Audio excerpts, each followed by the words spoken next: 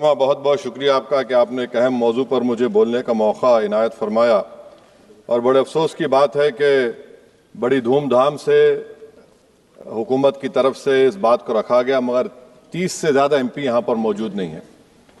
Madam, पहले तो मैं वज़ीर आज़म की इस बात की मजम्मत करता हूँ और उनको बताना चाहूँगा कि जिना के बारे में उन्होंने जो कहा था, हम तो जिना के सख्त मुखालिफ है, इसलिए भारत को अपना वतन माने, मगर 42 में आपके प्यारे वीर और जिना की पार्टी ने नॉर्थ वेस्ट फ्रंटियर, सिंध और बंगाल में मिलकर हुकूमत चलाई और उस हुकूमत ने 1.5 लाख हिंदू और मुसलमानों को अंग्रेजों की फौज में शामिल कराया ताकि वो लड़े। तो किसी शायर ने अच्छा कहा था वजीर आजम के बारे में कि फरेब देकर जमाने को पारसा ना बनिए, इन्हें कहो कि वो बंदा बने खुदा ना बने, अमीर शहर यही चाहता या हजरत कि हमारी चीख गले में रहे सदा ना बने। दूसरी बात मैडम, हमारे वजीर दिफा जनाब राजनाथ सिंह साहब ने बड़ा ही अजीब व गरीब और तकलीफ दे बात कही उम्मुल मोमिनीन के बारे में और उम्मुल किताब के बारे में। उम्मुल मोमिनीन उनको कहते हैं जो हमारे प्रॉफिट मोहम्मद सल्लल्लाहु अलैहि वसल्लम की वाइफ हैं, वो हम तमाम मुसलमानों की माँ, हम उनको तस्वुर करते हैं, मगर हम उनकी इबादत नहीं करते, हम अपनी माँ की इबादत नहीं करते। उम्मुल किताब कुरान है, हम कुरान की इबादत नहीं करते, कुरान अल्लाह का बिजावा कलाम है। तो उसके बारे में भी शायर ने अच्छा कहा कि खबर नहीं जिन्हें अपने दीन व मजहब की, हमें वो दीन का मतलब सिखाने निकले हैं।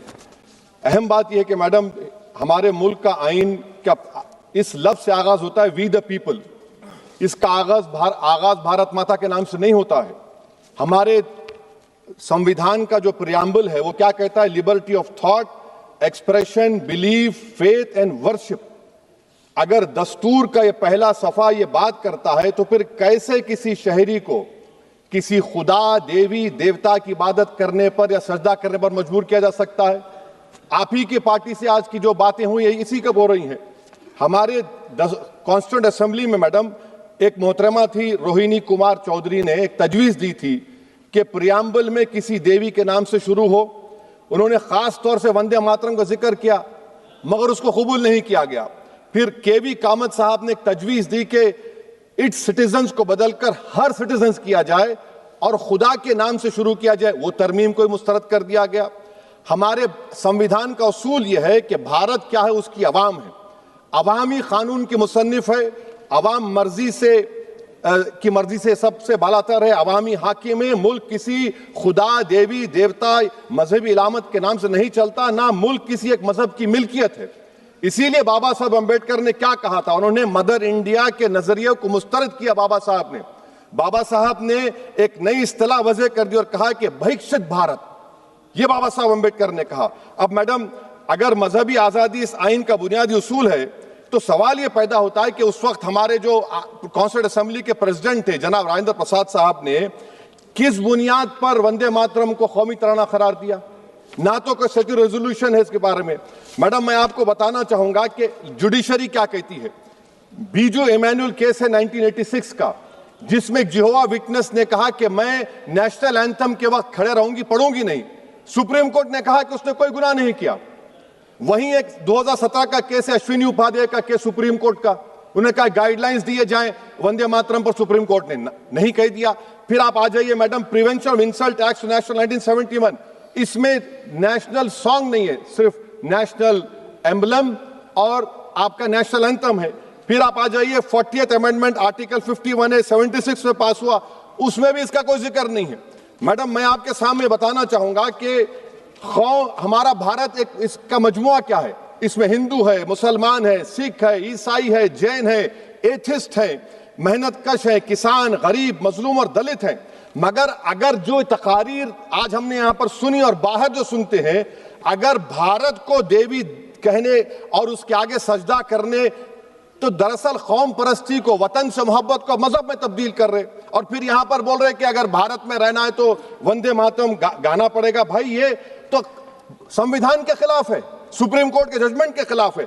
अगर वंदे मातरम मैडम कौमियत का मियार है तो फिर सवाल यह है कि हजरत मोहानी की कौमियत क्या थी जिसने इनकलाब जिंदाबाद का नारा दिया? अगर यूसुफ मेहरली ने quit India, Simon go back का नारा दिया तो उसकी कौमियत क्या थी? अगर हैदराबाद से मौलवी अलाउद्दीन जो मक्का मस्जिद का पहला मुजरिम है काला पानी में, और तूबेबाज खान जो मारकर लाश को लटका दिया गया था हैदराबाद में 8 दिन तक, उसकी कौमियत क्या थी? अगर इनायतुल्लाह काफी जो जिहाद का फतवा अंग्रेजों के खिलाफ दिया मुरादाबाद में, जब उनको 2 दिन में फांसी की सजा दी गई, और जब फांसी की सजा के ओर जा रहे हैं तो इनायतुल्लाह मौलाना काफी की जबान पर क्या था? वो रसूलुल्लाह हमारे प्रॉफिट की नात पढ़ रहे थे। क्या पढ़ रहे थे? कोई गुल बाकी रहेगा ना चमन रह जाएगा, पर रसूलुल्लाह का दीन हसन रह जाएगा। तो उनकी कौमियत क्या थी? माल्टा की जेल में महमूदुल हसन, हुसैन अहमद मदनी 6 महीने माल्टा की जेल की ग्राउंड में पड़े रहे, उनकी कौमियत क्या थी? अल्लामा फजल खैराबादी का वो सेल काला पानी का पुकार पुकार कर इनसे पूछ रहा है, जो वहीं पर मर गए, खबर वहां पर है, बताओ मेरी कौमियत क्या थी? मैडम, मैं एक मुसलमान हूं, मैं इस्लाम को मानने वाला बावकार इंसान हूं, और मेरे मजहब की बुनियादी तालीम तौहीद है, ला इलाहा इल्लल्लाह, नहीं है कोई खुदा सिवा अल्लाह के। और कुरान में अल्लाह क्या बोल रहा? इय्याका नाबुदु इय्याका नस्तईन, तुम मेरी इबादत करो, मुझे मानो। मुझे कहां से मिल रहा? आर्टिकल 25 से मिल रहा है। मुझे कहां से मिल रहा है? Liberty of thought, expression, belief, faith and worship से मिल रहा है। तो इसको जोड़ना ये बहुत ही खतरनाक होगा। और हमारे प्रॉफेट मोहम्मद सल्लल्लाहु अलैहि वसल्लम जब मदीने को गए तो उन्होंने उस वतन के लिए दुआ की, कहा कि अल्लाह मदीने की मोहब्बत हमारे दिलों में और इजाफा कर दे, मक्के से ज्यादा कर दे। तो ये इस्लाम, मुसलमान होना, हमारे ईमान में मुल्क की मोहब्बत बीच में नहीं आती, और मुल्क से मोहब्बत है और रहेगी हमेशा, क्योंकि ये अजीम कुर्बानियां यहां पर शामिल है जिन्होंने जंग आजादी में हिस्सा नहीं लिया। आज अगर वो वतन की मोहब्बत का दर्ज देंगे तो बड़ा गलत होगा। मैडम, मैं आपके सामने एक चीज पढ़ूंगा। 1937 रविंद्रनाथ टैगोर ने लेटर लिखा सुभाष चंद्र बोस को, मैं सिर्फ किसी ने नहीं पढ़ा ये। क्या कहा टैगोर साहब ने? But parliament is a place of union for all religious groups and there the song can not be appropriate. When Bengali Muslims show sign of stubborn fanaticism, we regard it intolerable. When we too copy them and make unreasonable demands, it will be self-defeating. ये मैं इसको ले करूंगा madam, आप देख लीजिए। फिर दूसरी तरफ मैडम आप आ जाइए, मैं यहाँ पर बैठकर, हाँ, जितने तकारीर यहाँ पर हुए सब जनगण मन पर तनकीद किए। तो मैडम मुझे ये कहना पड़ेगा कि जनगण मन पर आप लोग इतनी तकलीफ क्यों उठा रहे हैं? आखिर इतनी तकलीफ क्यों है? तो मैं जब जाकर देखा तो मुझे 28 दिसंबर का ऑर्गेनाइजर मैगजीन का आर्टिकल मिला, जिसमें ऑर्गेनाइजर लिखता है कि what is the moral sanction behind government choice of Jana Gana Mana, except that it can be made an item of entertainment at the sumptuous parties thrown by government officials. आप बताइए, इसका बोलेंगे आप? और फिर उसके काइंड कैसा करते हैं? It will mean we can not love our motherhood. Madam please, it will mean that Vande Mataram is buried alive with the word Jangan Mana on the tombstone, for the tomb will also be of Jangan Mana of the will of the people. इस पर आप क्या बोलेंगे? Madam, मैं आपको ये बताना चाह रहा हूं कि वतन की मोहब्बत हमारे लिए बहुत अहम है, मगर ये बताइए हमको कि अभी मैडम यहाँ पर आनंद मठ के बारे में बहुत कुछ कहा गया। मैं सिर्फ 2 मिसालें आपको देता हूं। आनंद मठ के पेज नंबर 70 और 80 को पढ़ लीजिए। इसके बाद सनातन जहां मुसलमानों के घर पाते थे, इन्हें आग लगा देते थे। आप पेज नंबर 98 पढ़िए। हमें सिर्फ इन मुसलमानों को जड़ से खत्म करना है क्योंकि खुदा के दुश्मन बन चुके हैं। फिर आप पेज नंबर 115-16 दीजिए। फिर मुख्तलिफ इलाकों में मुसलमानों को सदा देने के लिए भेजे जाते, जहां भी मुसलमान आबादी नजर आती जला दिया जाता। फिर आप देख लीजिए मैडम, सफे नंबर 120 पेज 120, बंकिम लिखते हैं कि सनातियों को मालूम नहीं था कि अंग्रेज हिंदुस्तान को निजात दिलाने वाले हैं। ये आप क्यों कर रहे हैं? अब आप मैडम, मैं आपको पेपर्स दे कर दूंगा। मैडम, भारत में हमारी आजादी इसलिए आई और बरकरार रही कि हमने मुल्क और मजहब को एक चीज नहीं बनाया। हमने ऐलान किया कि हमारी मुल्क मुख्तलिफ तबकात मज़ाहिब पर मुश्तमिल है। हमारे मुश्तरका तकदीर हमारी कौमियत का सरचश्मा है। यह खास जबान, सखावत या मजहब नहीं है। अगर वंदे मातरम का मतन कौम और मजहब को एक बना देता है, अगर हम इसे टेस्ट बनाते हैं वफादारी का, तो फिर मान लीजिए कि यह गांधी, अंबेडकर, टैगोर, बोस और लाखों आजादी के सिपाहियों की सोच को छोड़कर गोडसे की सोच की हिंदू कौमी परस्ताना, मैडम खत्म कर रहा हूं, कौमी हिंदू कौम परस्ताना को इख्तियार करेंगे। मुझे वतन से बेइंतहा मोहब्बत है मैडम, और इंशाल्लाह हमेशा रहेगी। मगर बावजूद इसके कि मेरी मस्जिद, मेरी इबादत गाह, मेरे कपड़े, मेरे कारोबार पर हमले होते, मगर मैं फिर भी कहता हूं कि वतन मेरा, हर वतन को हम छोड़कर नहीं जाएंगे। मगर हुब्बुल वतनी का क्या मुतालबा है?